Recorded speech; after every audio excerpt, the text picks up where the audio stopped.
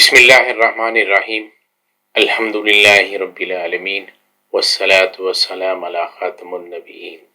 نبی محتشم صلی اللہ علیہ وسلم کے بے مثل اور بے نظیر عدالتی فیصلے جو رہتی دنیا تک عدل کی اساس رہیں گے اور پرامن معاشرے کی بقا کے ضامن بھی۔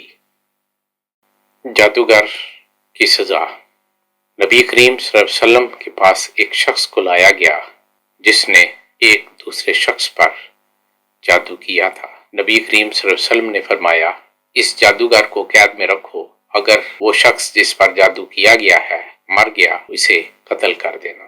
نبی کریم صلی اللہ علیہ وسلم نے جادوگر کی سزا تلوار کے ذریعے قتل مقرر کی ہے۔ ام المومنین حضرت عائشہ صدیقہ رضی اللہ عنہ علیل ہو گئیں۔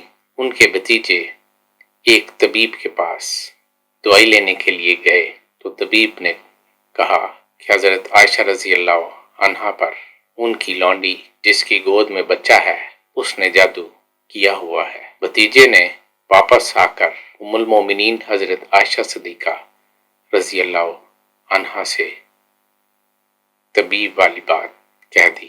ام المومنین حضرت عائشہ صدیقہ رضی اللہ عنہا نے اس کنیز کو بلایا اور اس سے پوچھا تو اس نے اعتراف جرم کر لیا۔ ام المومنین حضرت عائشہ صدیقہ رضی اللہ عنہا نے اپنے بھتیجے سے فرمایا کہ اس کنیز کو عرب کے سب سے برے آدمی کے ہاتھ فروخت کر دو اور ان پیسوں سے ایک اور کنیز خرید لو۔